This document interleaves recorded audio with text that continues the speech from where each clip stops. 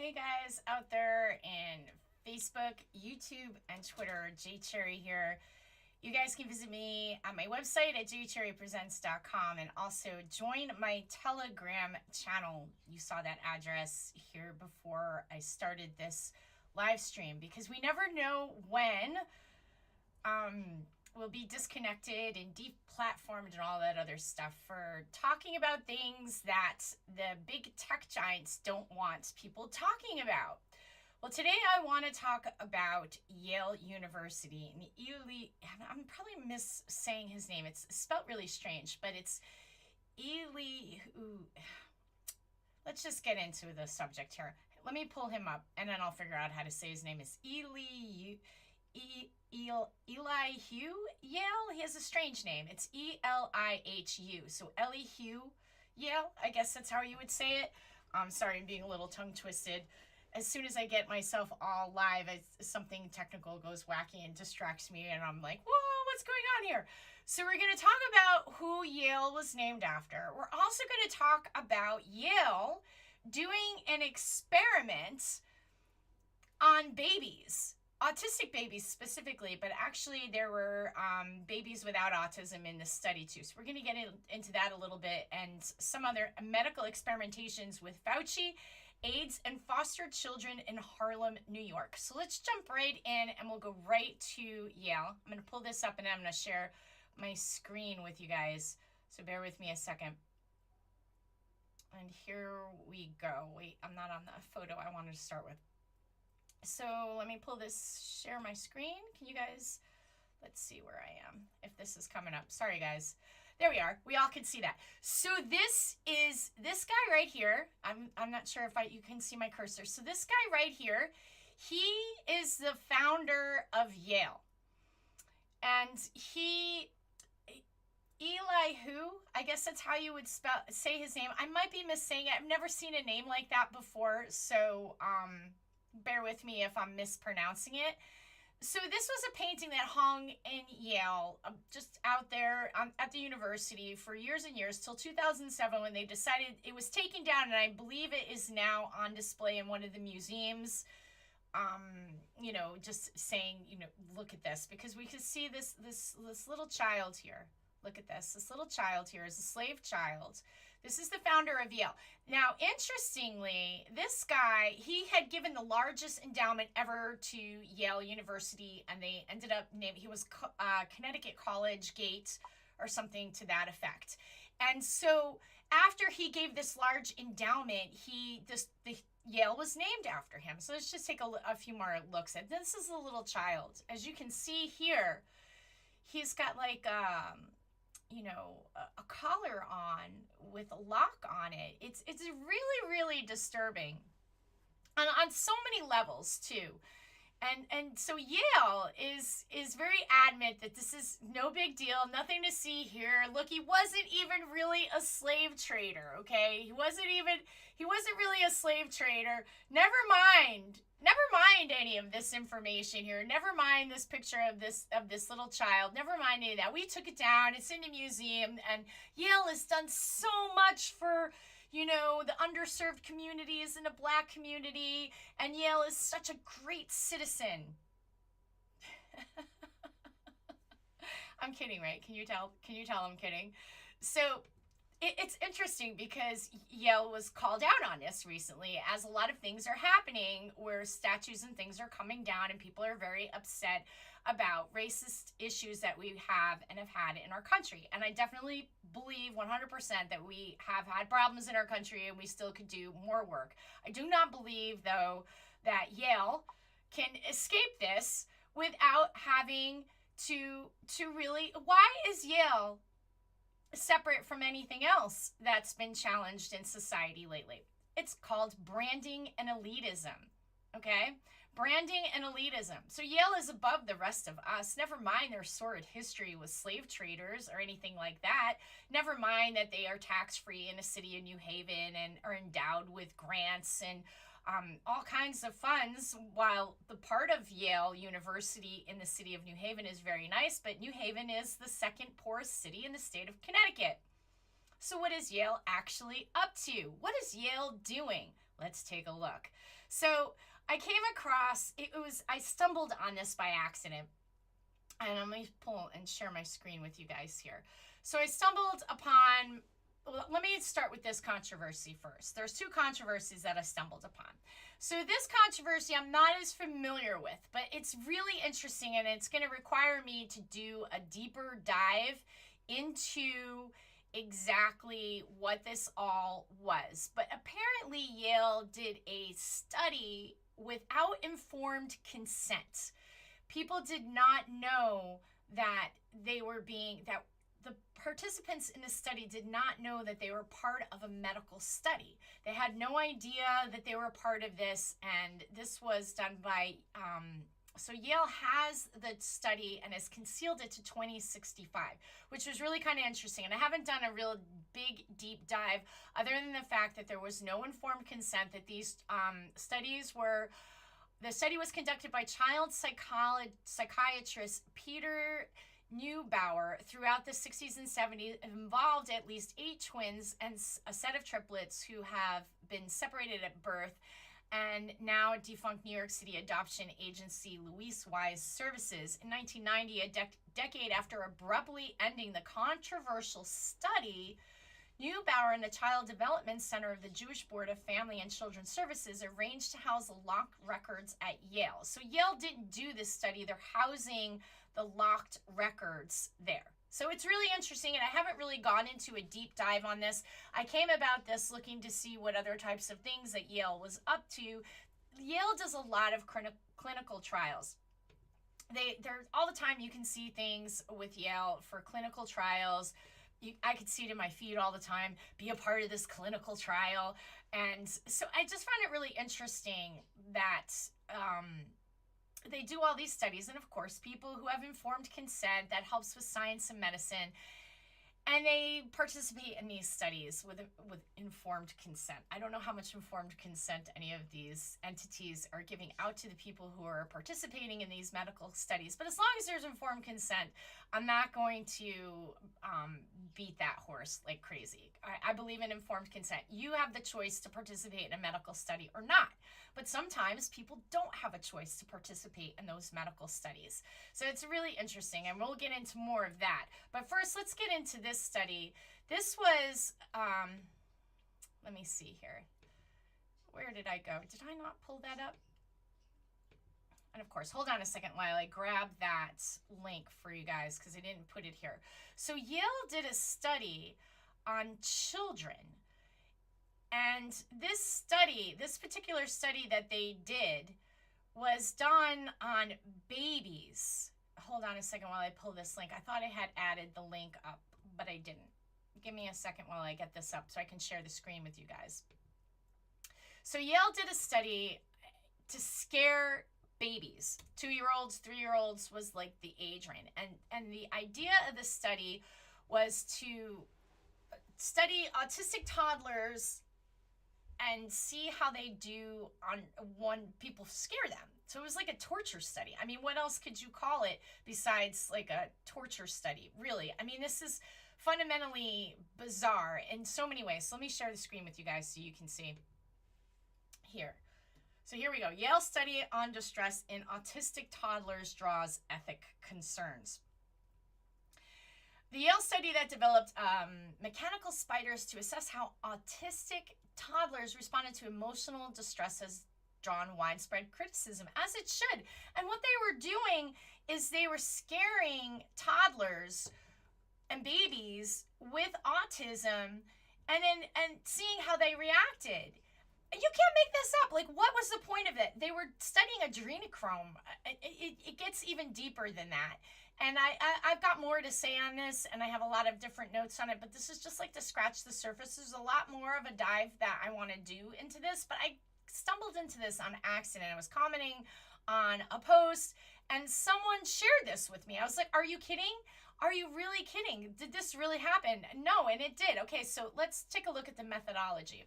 The researchers examined, I'm sorry about that, I don't want the commercial there to play. I wonder if you guys can see this. Let me see if I could blow this up so you guys can read along with me.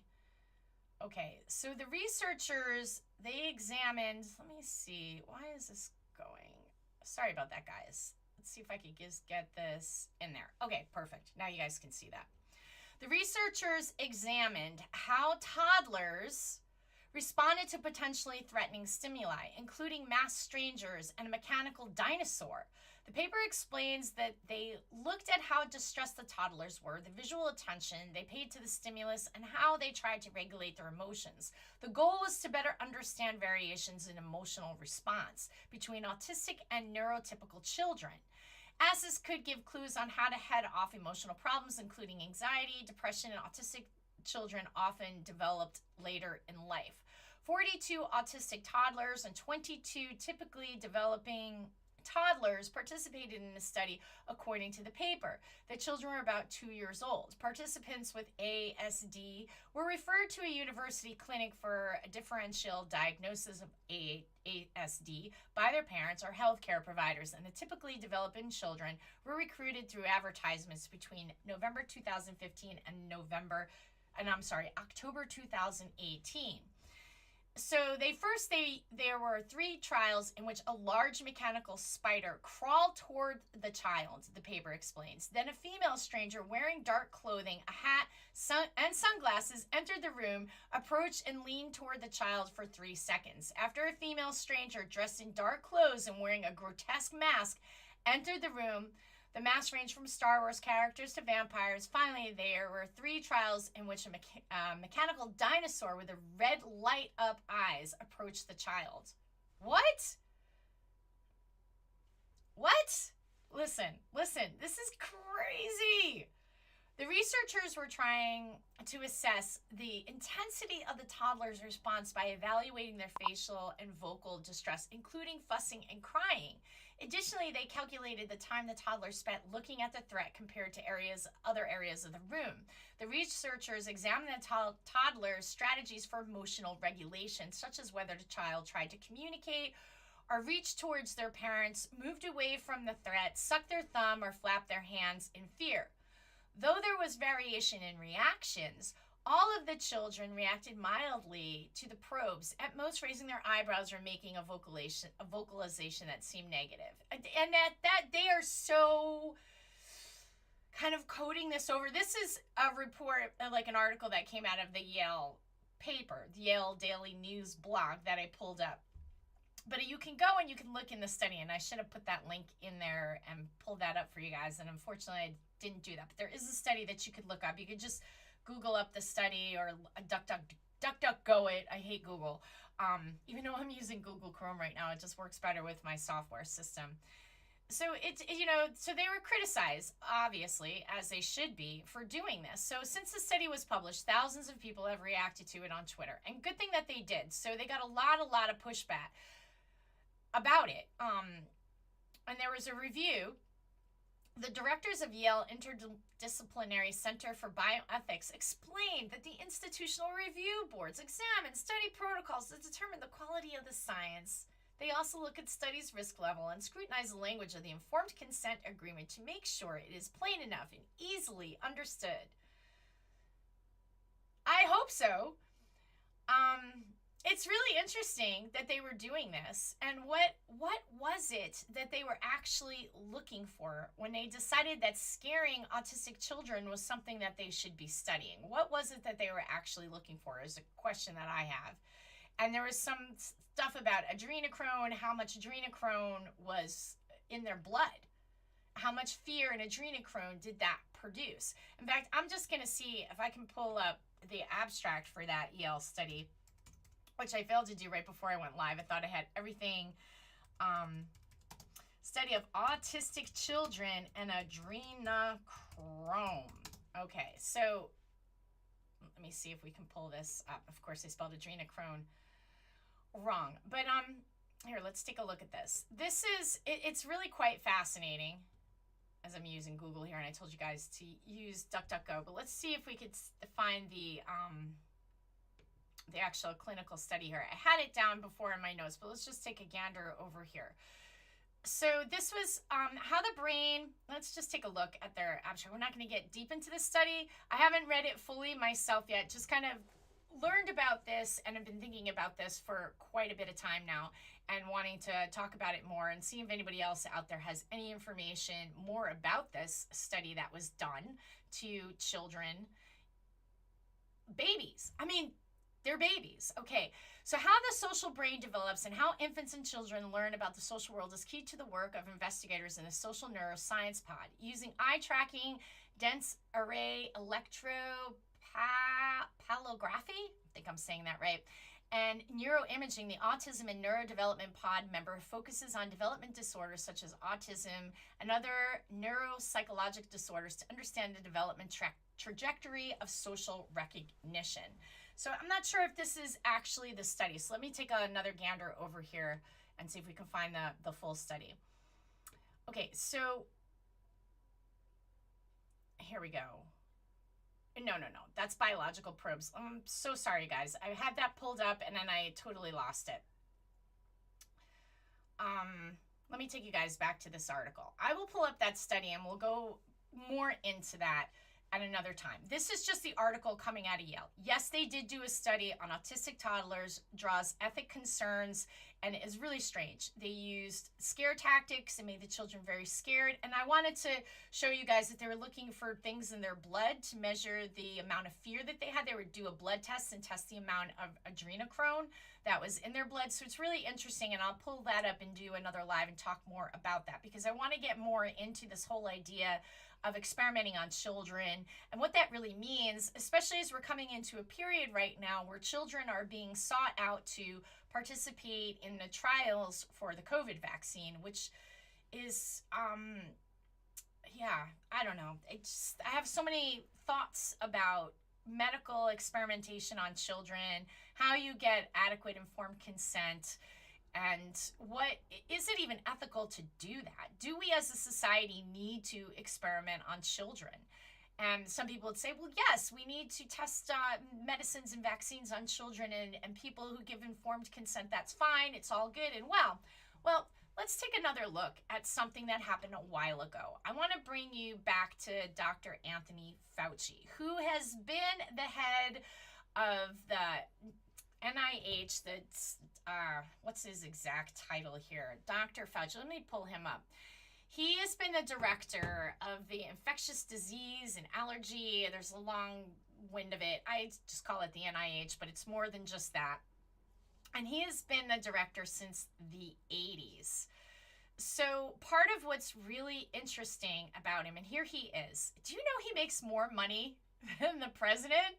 His salary he makes more money than the president. Isn't that interesting? Take a look at this as we talk about this guy. He has been a government bureaucrat since 1984, and I think it's really interesting that Anthony Fauci was appointed to direct the NIH gosh, what was it? 1984, and he's been there ever since. So let me get the full name of that. It's National Institute of Infectious Diseases and Allergies or something to that effect. But yes, he is making $417,000, $600.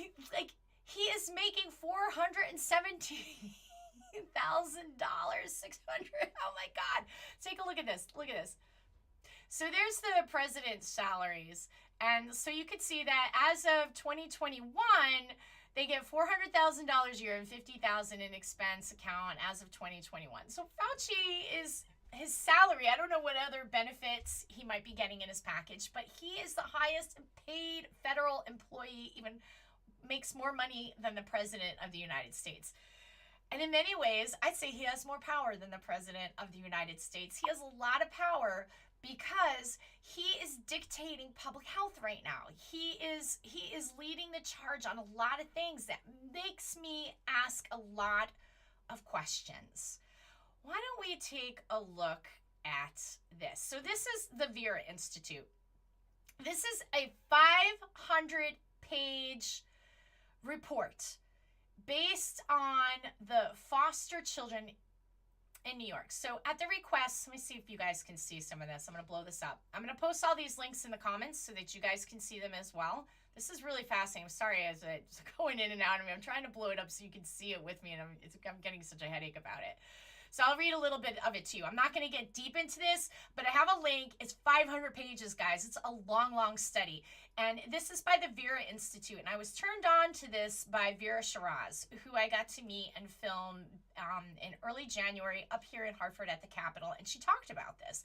And I had heard briefly about Fauci and the foster children and AIDS drugs. And I had no idea about it. I don't remember much about any of that. I remember all of the stuff going on with AIDS, and at the time in the 80s, you know, a lot of talk on AIDS and a lot of fear about AIDS and who's going to get AIDS. And I had a friend who was gay, and I got picked on at my job because I would go hang out with my friend and we'd share cigarettes and hang out. And we were very tight. And people said, "Aren't you afraid of getting AIDS from that gay friend of yours?" I'm like, no, I'm not afraid of getting AIDS from my friend. I'm not having sex with him. We just hang out together, and he's a good friend. So that's the kind of fear that was there. And you know, there's a lot of similarities with what was going on with AIDS. And if you look back at all of the AIDS stuff, what was going on with AIDS and where we are now with COVID, there's so many similarities. But let me stay focused here on the foster children. So I'm just going to read just a little bit of this here. At the request of New York City Administration for Children's Services, beginning in 2005, the Vera Institute of Justice undertook an in-depth examination of issues related to the enrollment and monitoring of New York City foster children in clinical trials related to the human immunodeficiency virus HIV and acquired immunodeficiency syndrome AIDS. The request was prompted by allegations that African American and Latino children were inappropriately removed from their families and placed in foster care to facilitate their enrollment in a dangerous and unnecessary medical experiments. Other concerns included whether children suffered unnecessarily as a result of their participation, whether children in the trials were HIV infected, and whether trial researchers properly obtained informed consent, and whether the child welfare system adequately monitored the children in their care.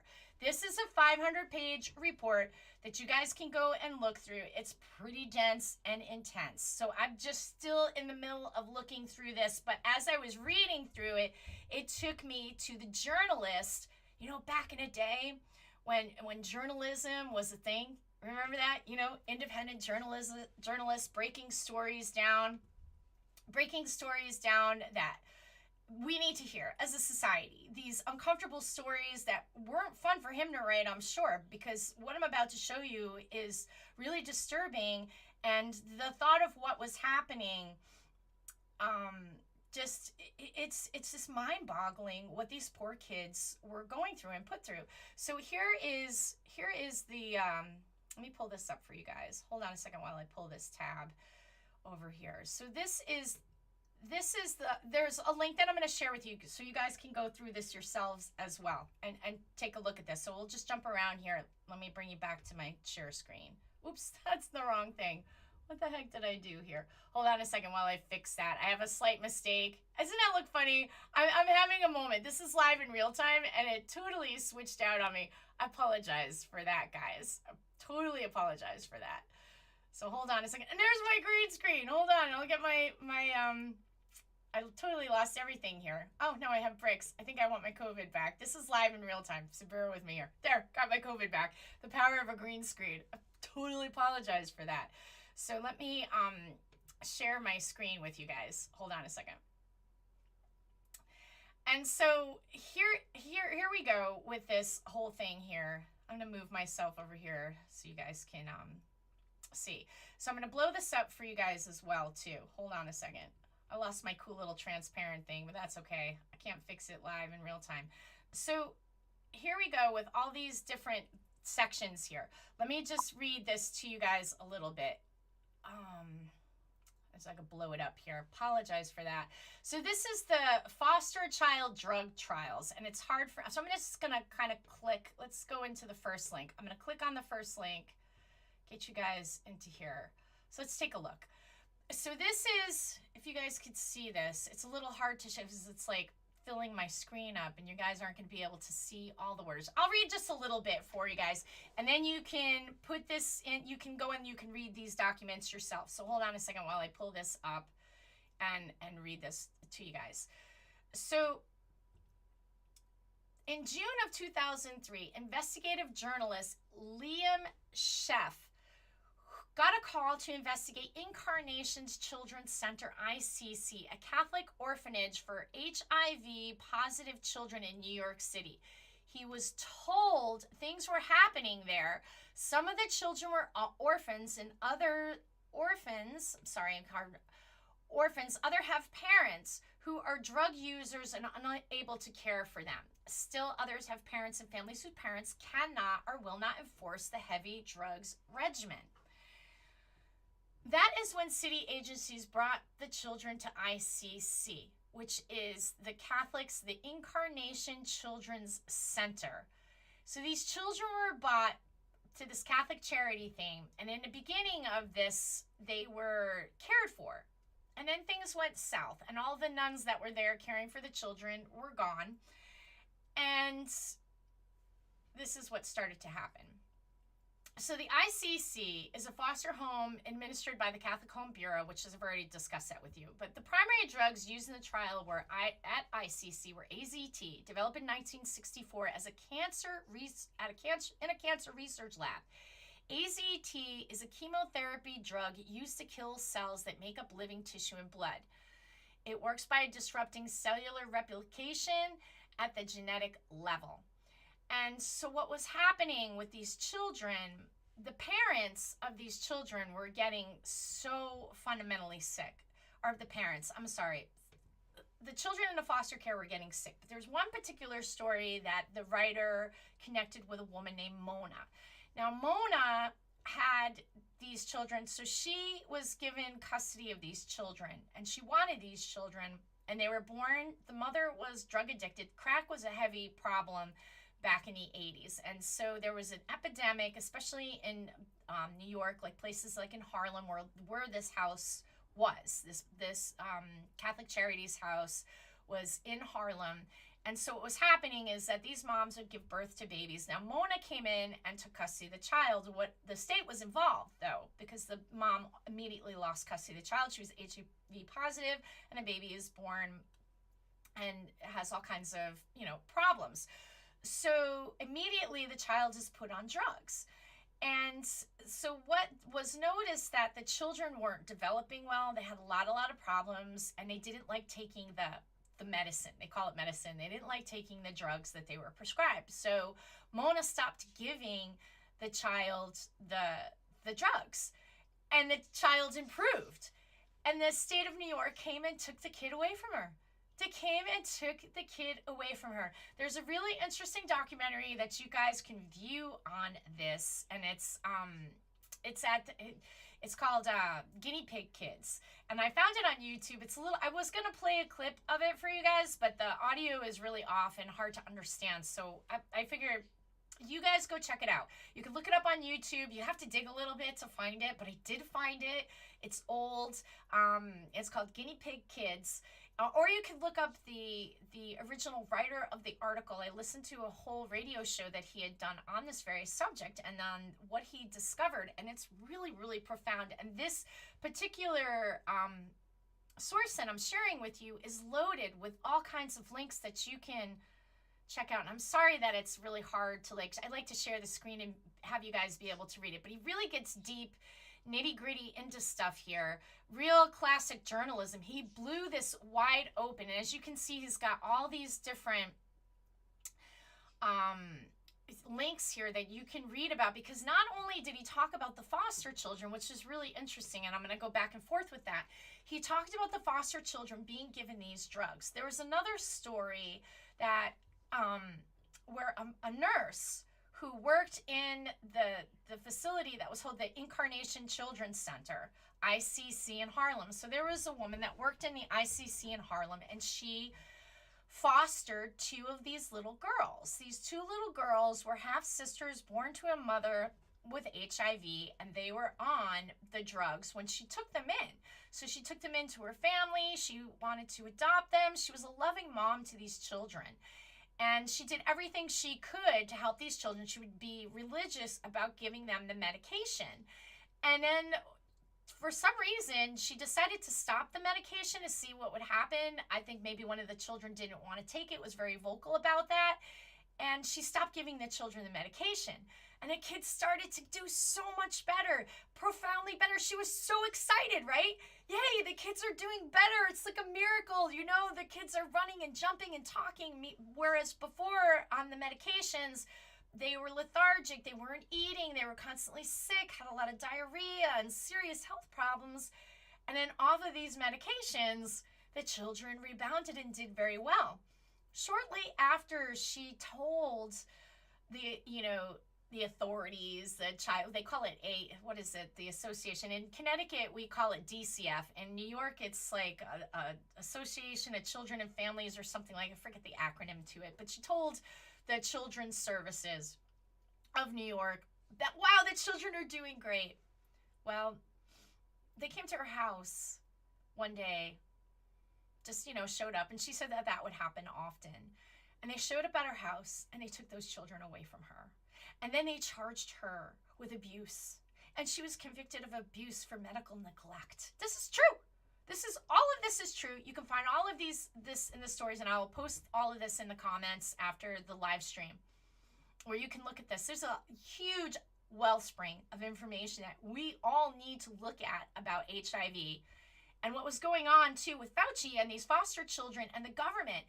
So if the children did not want to take the drugs, because many of the children would, as they got older, they would start to communicate that they didn't like the way the drugs felt. They didn't like the way they felt on the drugs. They would say, I don't want to take it. They would refuse. They intubated them. They put a stomach tube into their bodies to administer these drugs. There's some really disturbing pictures. I'm not even going to share them right now. They're extremely disturbing. You can go and see them yourselves. It shows some of the children with the tubes in their stomach. And I just can't even look at stuff like that. As a mom, as a person, just like, I don't know. I can't look at stuff like that. But all of these side effects that these kids were experiencing were huge, profound side effects from skin diseases, serious skin diseases. Here, let's take a look at this. So the toxic trial, according to the ICC, that's the Incarnation Catholic Children's Place where the children were have. Early in the epidemic, HIV disease of childhood was considered to be a downhill course leading to death. But in the late 1980s, both AZT was available. Before AZT was available, many very ill children admitted to ICC got dramatically better with proper nurturing and high quality medical and nursing care, according to ICC's medical director, who can't take or refuse the drugs, have a tube surgically implanted into their abdomens through which the drugs are administered, regardless of the child's wishes. ICC is run by the Columbia University Presbyterian Hospital, affiliation with the Catholic Home Charities. Oh, I'm sorry, I thought I was sharing the screen with you. I apologize. So ICC with Catholic Home Charities through the Archdiocese of New York. It is a 4-story brick former convent in the Washington Heights area of New York City. The children have been removed from homes by the agency from child services. They are Black, Hispanic, and poor. And many have mothers with histories of drug abuse who have died. Once taken into custody, they become subjects of NIAID. That's what Dr. Tony Fauci is the director of. NIAID. So it's the National Institute of Allergy and Infectious Diseases. Now I finally got it. As I'm seeing, I was like tongue twisted with that for a minute. I kept calling it the NIH, which is something else, and I apologize for that. So the National Institute of Infectious Diseases, anyway, sponsored drug trials, and the National Institute of Child Health and Human Development, in conjunction with some of the world's largest pharmaceutical companies. The drugs given to the children are toxic, known to cause genetic mutations, organ failure, bone marrow death, bodily deformities, brain damage, and fatal skin disorders. If the children refuse the drugs, They're held down and force-fed. Should they continue to resist, they're taken to Columbia University Presbyterian Hospital, where a surgeon puts a plastic tube through their abdominal wall into their stomachs. The drugs are injected directly into their intestines. In 2003, 2 children, ages 6 and 12, had debilitating strokes due to drug toxicities. The 6-year-old went blind, and they both died shortly after. Another 14-year-old died later, and an 8-year-old boy had 2 plastic surgeries to remove large, fatty, drug-induced lumps from his neck. Children at ICC tested HIV positive or were born to mothers who tested HIV positive. However, neither parents nor children were informed of the critical fact that HIV tests are extremely inaccurate. The HIV test cross-reacts with nearly 70 common conditions, giving false positive results. This is PCR, by the way, guys. This is PCR, and Kary Mullis talks extensively about this with AIDS, okay? So if you haven't seen Kary Mullis, I highly recommend that you do. He invented the PCR test, and he has a lot of things to say about entities like Dr. Fauci. He unfortunately passed away before all of the COVID stuff, like right before it. Kary Mullis died. I'm going to need to do a dive in exactly what he died of. I just know that he died October of 2020, before obviously we were in the middle of this pandemic.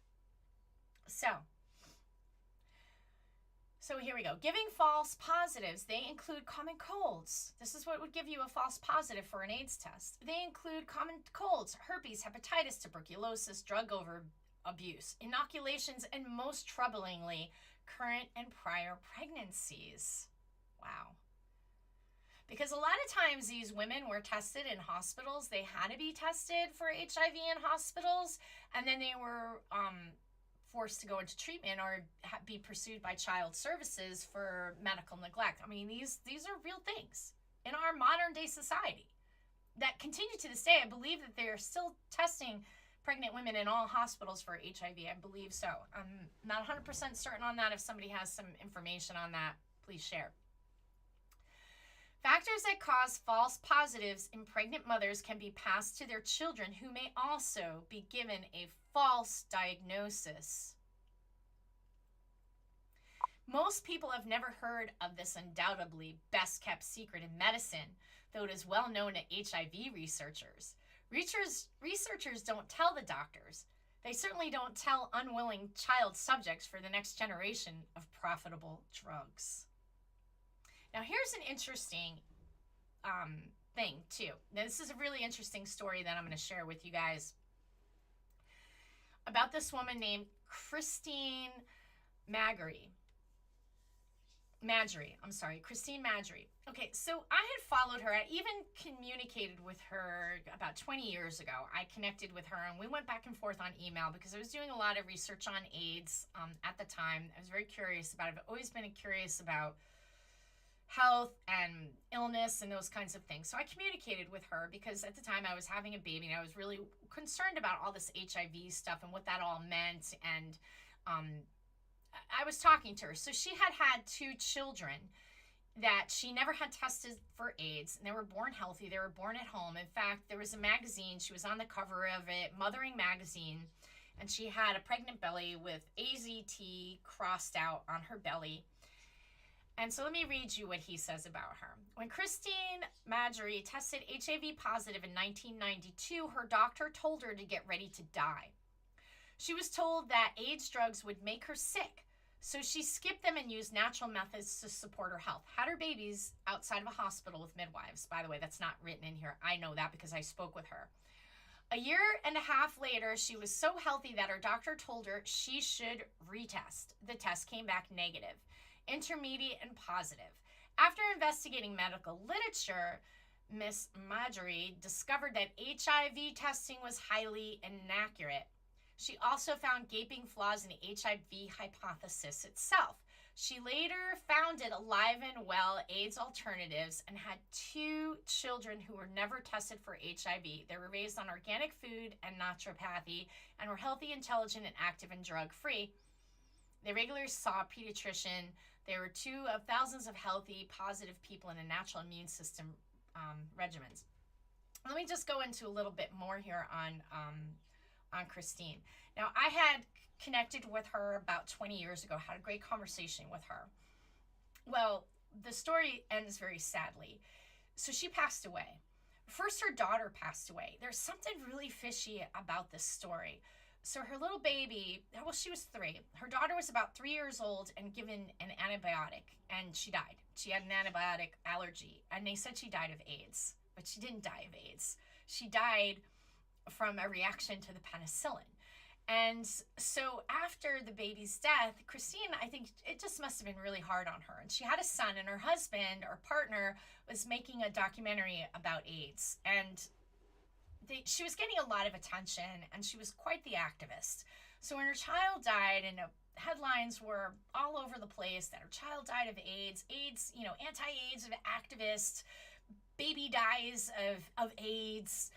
And I think it was really, really devastating to her. What's really interesting, she died not that long afterwards. And it's just such a strange story because it stopped all of the work that she was doing, and she was doing great work. And it's such a sad, sad story that she died. And it's just strange. I guess life can be strange.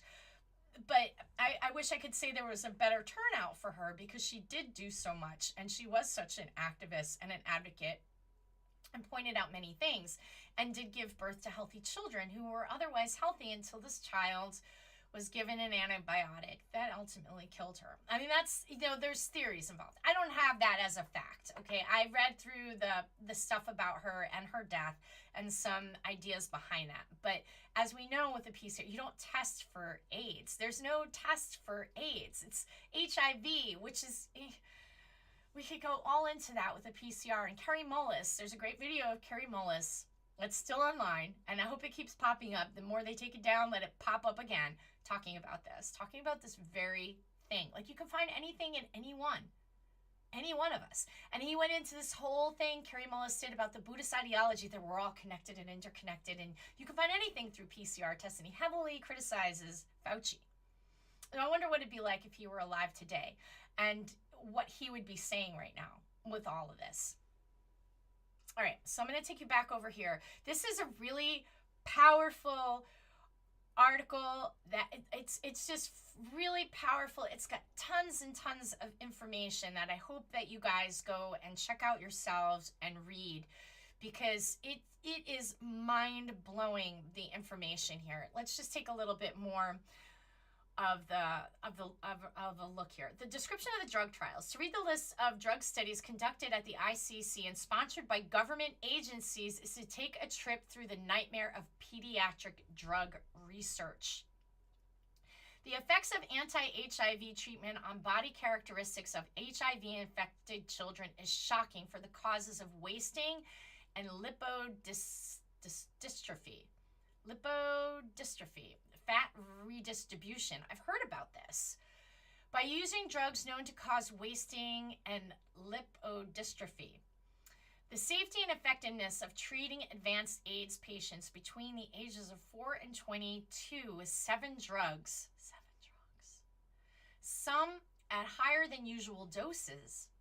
The 7 drugs in this study are well known to cause debilitating, potentially fatal side effects, yet they are administered at higher doses in 4-year-olds.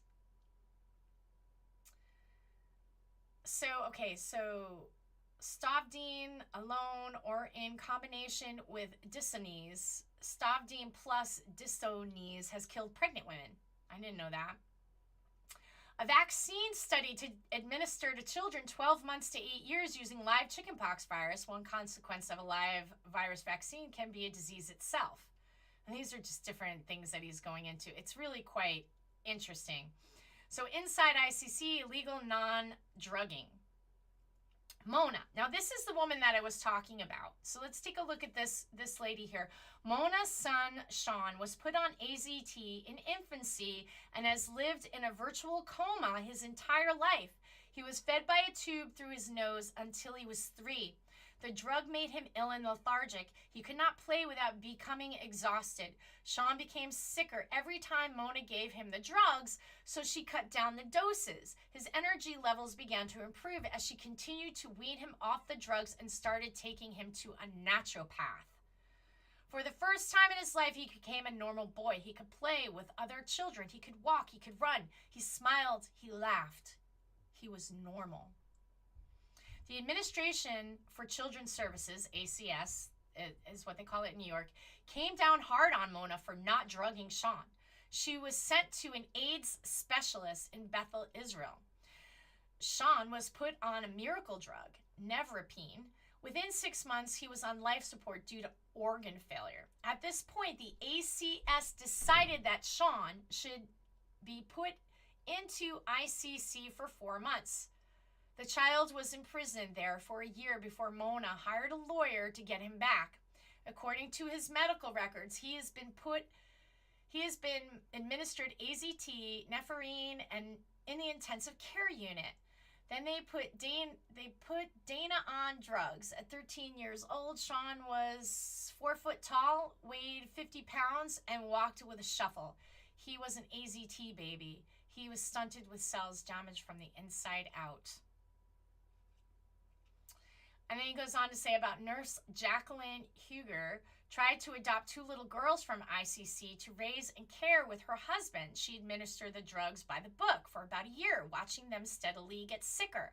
After much research and consultation, she discontinued the drugs. The girls improved remarkably, and she documented their improvement with a doctor. When it was revealed to the adoption agency that she wasn't drugging the girls, the New York Administration for Children's Services returned them to foster care.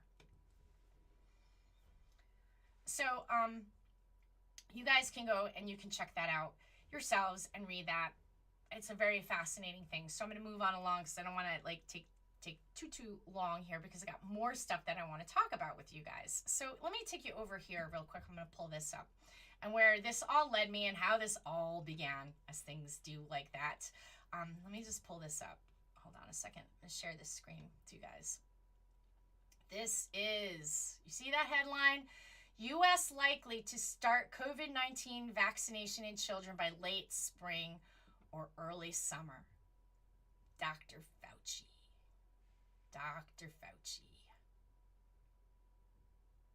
Dr. Fauci was the head of the National Institute of Infectious and Allergic Diseases, or whatever the heck you call it, the NIAID,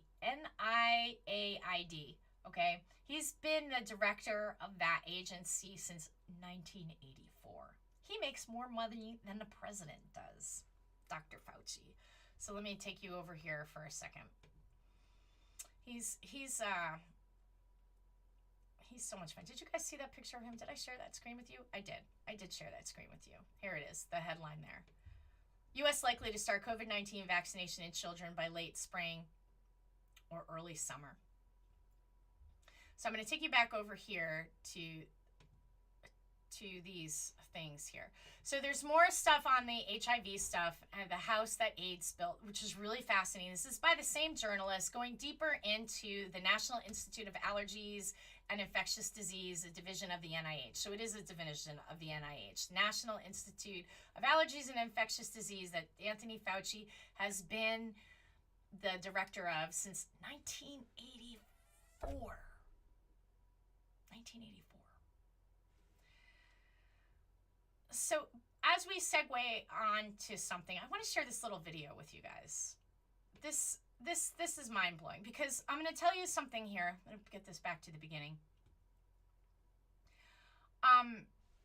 Something really interesting here is that Anthony Fauci is very tight with Bill Gates. In fact, they work very closely together, and Anthony Fauci, there's a connection with Moderna. Actually, Anthony Fauci has financial investments in the Moderna vaccine. Anthony Fauci has investments and financial interests in patents, and he serves on the boards of I want to say it's Gavi and the Bill and Melinda Gates Foundation, but he's heavily connected within this, you know, cabal, I'll say, of this billionaire class controlling the show. Now, Bill Gates isn't a scientist, he isn't a doctor. But let's take a look at what he has to say. Here we go. Hold on a second while I share this with you guys. We all want to return to the way things were before COVID-19. But there's one area where I hope we never go back: our complacency about pandemics. We can get ahead of infectious disease outbreaks. By the next pandemic, I believe we can have what I call mega testing diagnostic platforms. They can be deployed quickly, cost very little, and test 20% of the entire population every week. We also want to get treatments out far faster next time. One of the most promising is monoclonal antibodies. These manufactured antibodies grab onto the virus and disable it just like your immune system, and can reduce death rates by as much as 80%. I also think that we'll develop new vaccines quickly, in large part due to this new mRNA platform. mRNA will become faster to develop, easier to store, and lower cost. That's a huge breakthrough. To stop future pandemics quickly, we need to be able to spot disease outbreaks as soon as they happen anywhere in the world. And that requires a global alert system. If there turns out to be some new infectious pathogen, then we need a group of infectious disease responders to spring into action. Think of these as like pandemic firefighters. They're going to use their logistics, use their ability to build up capacity quickly. They're going to go wherever that problem is. Stopping the next pandemic will require a big investment, but I think of this as the best insurance policy the world could buy. You can read more about this in our annual letter. We all want to return to the... Apologize for that. So I recommend that you go sign up for his letter, his annual letter. So he tweeted this today. You know what's really funny about this? He tweeted this today, and then he turned off the comments. He turned off the ability to share it because I think it was going wild on Twitter. And he turned it all off so you could see it. And so I went directly to his website, and he writes, if you want to know what the plans are, go sign up for his notes. It's really, really fascinating, sometimes hard to read. Not that it's like difficult to read cognitively, but just difficult to see what this guy has got planned. And he wants to vaccinate everybody. He's big time Mr. Vaccine, and they're coming for the kids. They are currently looking for children to use in the trials for the Moderna. Now I'm going to show you guys something else. I'm going to pull it up while I have his mug up there, and I'm sorry, Jen, I don't know why it's freezing. It could be freezing on my end. I sometimes run into technical issues where the stream gets a little screwy, so sometimes it's, if you come back in and check it after the live, it catches itself all up and it doesn't do that. So I apologize if there is a problem with the stream. Sometimes I run into technical issues, and I need to check on my internet company too, because they say they're giving you so much, but then they're not. I'm going to pull something up for you guys that I want to share with you about the Moderna. I'm sorry, not the Moderna, the Pfizer vaccine. I'm going to pull up this slide for you guys. Hold on a second. And this is probably going to get me flagged on YouTube. I get suspended on YouTube. I have a strike against me. I think you get 3 strikes and you're out. So I have a strike against me because I had 2 videos pulled down, and then I was suspended for a week because YouTube said I was going against the WHO, the World Health Organization. I'm still going to fight that, by the way. I just have been busy.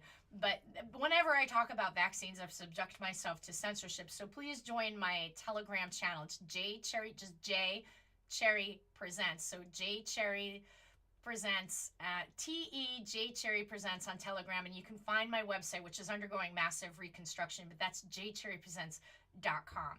So let me share this slide with you guys here. This is from, oh, I've got to do it up here. Sorry about that, guys. I'm having a few technical glitches here. All right, here we go. Let me move my mug out of the way here so you guys can see this. I'm going to try and blow this up for you if I can. Hold on a second. So this is page 15 from the Moderna. Sorry, not the Moderna. This is page 15 from Pfizer. So were they going on to talk about their trials? Okay, so for any phase 3 participants who were not in their reactogenicity subset, local reactions and systemic events consistent with reactogenicity were detected and reported as unsolicited AEs. HIV participants and adolescents 12 through 15 years of age were included in their reactogenicity subset with implementation of Protocol Amendment 6, finalized on September 8th, 2020, and Amendment 7, finalized on October 6th, respectively. Solicited retrogenicity data in adolescents 16 to 17 years of age are not available for reporting. Gee, that's so interesting. So, I'm sorry, I lost my place here. Let me just go back over here for a second. I'll find where I was. However, the sponsor did not request inclusion of this group in the EUA because the available data, including number of participants and follow-up duration, were insufficient to support favorable benefit-risk determination at this time. Therefore, the reactogenicity data for participants 12 through 15 years of age are not presented in this document. So, it's really interesting because at first they say they have 100 people or 100 kids and then they don't. And now they're looking to do this trial on other children, on children now. And I think they're having difficulty. Who would want to put their children up for this? I sure as heck wouldn't. So it's just really fascinating. So right now, Anthony Fauci is telling us, and we don't even know. Because if we're really honest with this, and this is, I'm going to pull this slide up too while I'm at it, because let YouTube flag me. Go ahead, YouTube, because it's been YouTube that's really been obnoxious lately. Hold on a second. I don't want to flip you guys through all my screenshots here. I want to take you to this particular thing here. Let me close this out so I can see. Apologize for that. I got all these things open with my software. All right. I'm going to bring this here. Hold on a second. I move myself down. Actually, I'm going to close myself out. Get myself out of here. Okay. An EUA request for COVID-19 vaccine should include all safety data accumulated from studies conducted with the vaccine, with data from phase 1 and 2 focused on serious adverse events.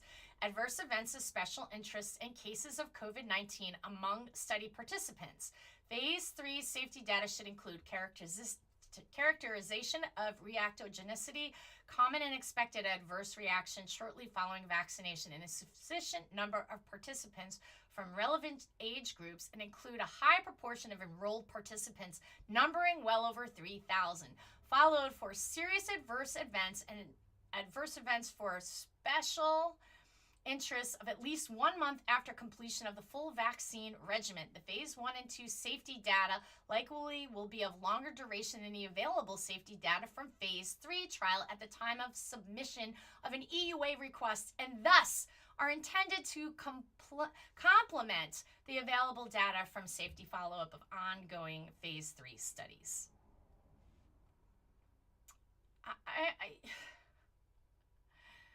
Okay. In the event the EUA is approved, oh, sorry guys, hold on a second. My phone rang and it throws everything off. Bear with me here. In the event an EUA is issued for this product, it would still be considered unapproved, and it would be under further investigation under an investigational new drug application until it is licensed under a biologic application. So, I'm sorry about that, guys. Hold on a second. So, they put this vaccine out without properly, they say, oh, it's not rushed. Oh, it's not rushed. Well, what does this mean then? Like, what honestly does this mean then? If it's not being rushed, what is the point of this? I mean, I just sit here and I think to myself, where are we headed? Where are we headed? And I'm gonna finish up with that. I encourage you guys. Let me just put this. I'm gonna put these links in the comments for you guys while we're live. Hold on a second. I'm gonna put put the links in there, so while I have you with me, you'll get those links right away. Let me just get those up for you. I'm gonna put it right in their comments. It's long. I took a lot of notes. I think I covered all of it. You might get extra stuff that I didn't cover, but that's okay. So I'm gonna select all, and I'm going to post this right in here for you guys so you get it right away. In Facebook, at least. I apologize. It's gonna take me a minute to YouTube if this does not get taken down by YouTube. But I'm very concerned. I'm extremely concerned. There it goes. I just put that up there for you guys. I'm very concerned with so many aspects of what's happening right now. And we as a society need to look at this with a very clear head and think about all the things that they're discussing and attempting to do with our children, with ourselves. And one of the things that I want to share this with you, if I can as well, before I go. Hold on a second. There's something really important I want to share. Because some days it gets really disturbing for me. I got to tell you, I'm just like, what the heck, or what is going on? How much worse could this possibly get? What do we do to push back, to fight back?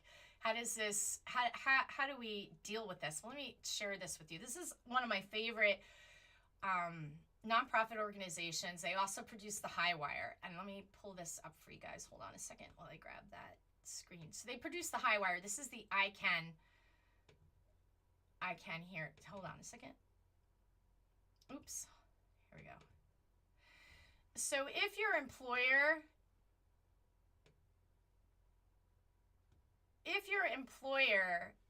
is requiring a COVID-19 shot, contact Freedom at I Can Decide. We have to push back. We have to draw a line in the sand.